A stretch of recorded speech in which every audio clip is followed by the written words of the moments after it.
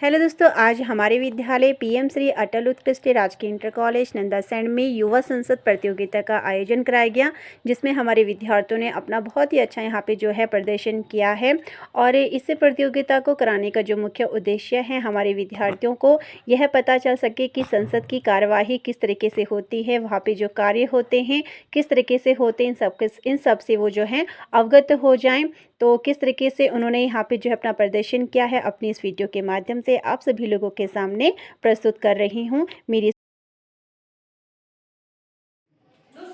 मैं सचिन, जो युवा संसद की लोकसभा की सदस्य निर्वाचित हुआ हूँ, ईश्वर की शपथ लेता हूँ कि मैं विधि द्वारा स्थापित भारत के संविधान के प्रति श्रद्धा और निष्ठा रखूंगा, देश की प्रभुसत्ता और एकता बनाए रखूंगा तथा जिस पद को ग्रहण करने वाला हूँ उसके कर्तव्यों का श्रद्धापूर्वक निर्वहन करूंगा।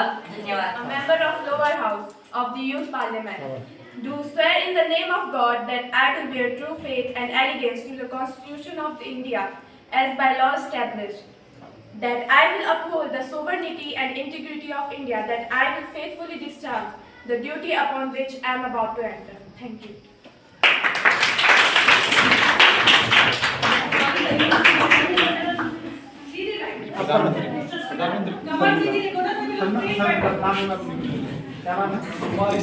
Uphold surety and integrity of India, and I that will faithfully discharge the duty upon which I am about to enter.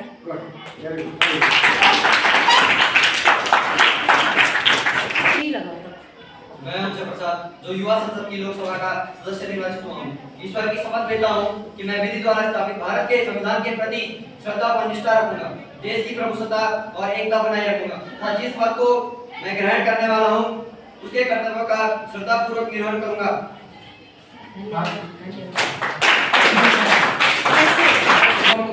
जो युवा संसद लोकसभा सदस्य निर्वाचित हूँ, ईश्वर की शपथ लेता हूँ कि मैं विधि द्वारा स्थापित भारत के संविधान के प्रति श्रद्धा और निष्ठा रखूंगा, देश की प्रभुसत्ता और एकता बनाए रखूंगा तथा जिस पद को मैं ग्रहण करने वाला हूँ उसके कर्तव्यों का श्रद्धापूर्वक निर्वहन करूंगा। धन्यवाद। संसद की लोकसभा सदस्य के लिए निर्वाचित हुई हूँ, ईश्वर की शपथ लेती हूँ कि मैं विधि द्वारा स्थापित भारत के संविधान के प्रति श्रद्धा और निष्ठा रखूंगी, देश की प्रभुसत्ता और एकता बनाए रखूंगी तथा जिस पद को मैं ग्रहण करने वाली हूँ उसके कर्तव्यों का श्रद्धापूर्वक निर्वहन करूंगी। धन्यवाद।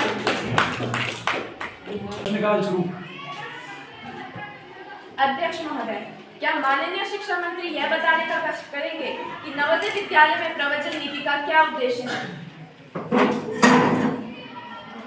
जवाहर नवोदय विद्यालय में प्रबंधन नीति का मुख्य उद्देश्य राष्ट्रीय एकता मजबूत करना तथा विभिन्न संस्कृतियों का पारस्परिक आदान प्रदान है। सांसद महोदया, इस पर हमारी सरकार द्वारा कार्रवाई की जा रही है। धन्यवाद।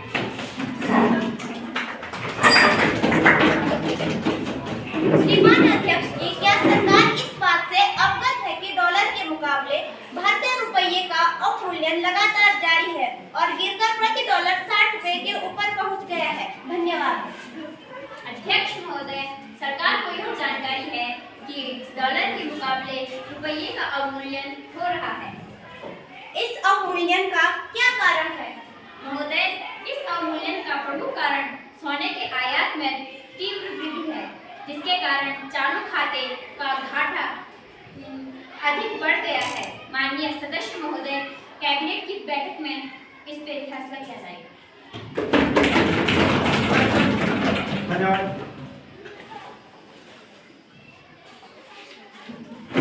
क्या खाद्य एवं कृषि मंत्री इस तथ्य से अवगत है कि प्याज के मूल्य से बेतहाशा वृद्धि हो रही है तथा प्याज का मूल्य 40 से 50 रुपए प्रति किलो पहुंच गया है? धन्यवाद।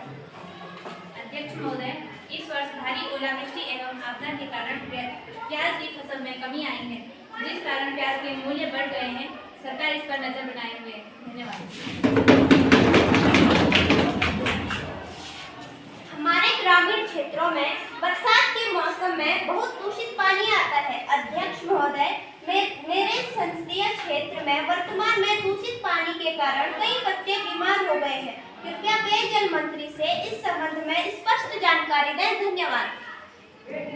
सदस्य महोदय के द्वारा प्रश्न पूछा गया है कि अध्यक्ष महोदय, वर्तमान में हमारी सरकार द्वारा पेयजल स्वच्छता को ध्यान में रखते हुए पूरे देश में स्वच्छता पखवाड़ा मनाया जा रहा है तथा स्वयं मेरे द्वारा जल स्वच्छता के सचिव को इस बाबत जानकारी दी गई है तथा संबंधित अधिकारियों को तलब किया गया है। धन्यवाद।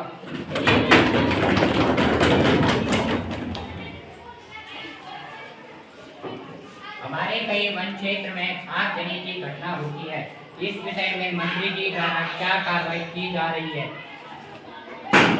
हमारे वन मंत्रालय के द्वारा वर्तमान में आग बुझाने के यंत्रों का उपयोग किया जा रहा है तथा प्रत्येक जिले में एक अग्निशमन दल गठित किया जा रहा है जो कि इस पर कंट्रोल कर सके। धन्यवाद।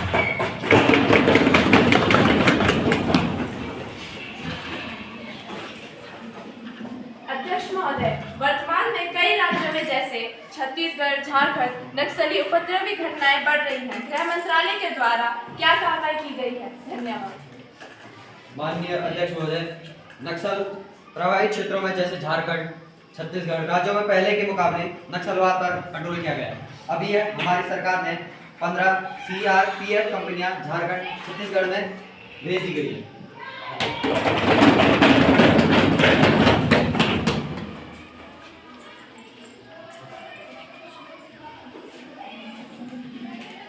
हमारे भारत पाक सीमा पर सुरक्षा के क्या इंतजाम है, क्योंकि पिछले महीने सीमा पर बहुत तनाव था। कृपया स्पष्ट करें। धन्यवाद। हमारी सरकार के द्वारा भारत पाक सीमा पर कई नई मॉडल की मशीनें तथा उच्च कोटि के रडार तथा कई सिक्योरिटी इंटेलिजेंस मशीनें एवं सैन्य कर्मी लगा दिए गए हैं।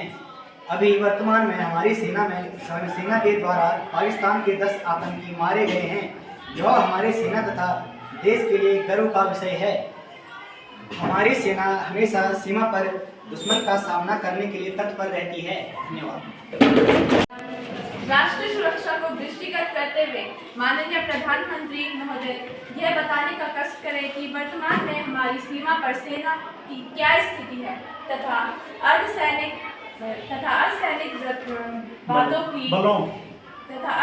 बलों की भर्ती संबंधी जानकारी को स्पष्ट करें।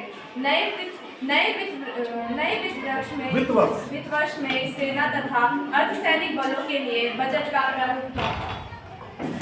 महोदय, हमारी सेना अत्यधिक आधुनिक हथियारों से लैस है तथा हमारी तीनों सेनाएं हमारे देश की सीमाओं पर नजर टिकाए हुए हैं। दुश्मन देश हमारी तरफ आंख उठाकर भी नहीं दे सकता है, क्योंकि ये हमारी तीनों सेनाओं की मजबूती के कारण है। सदस्य महोदय को मैं बताना चाहती हूँ कि हमारी सेना तथा अर्धसैनिक बल पूर्ण रूप से दुश्मनों से निपटने के लिए तैयार है, क्योंकि हमारी सेना आधुनिक सेना है और हमारी सेना के पास आधुनिक हथियार भी है। इस वर्ष 20,000 सेना तथा अर्धसेना बलों की तुरंत भर्ती प्रक्रिया शुरू की जाएगी। इसके लिए हमारी सरकार ने 10,000 करोड़ तत्काल प्रभाव से स्वीकृत कर दिए गए हैं। धन्यवाद। आज की सभा को कल तक के लिए स्थगित किया जाता है। धन्यवाद।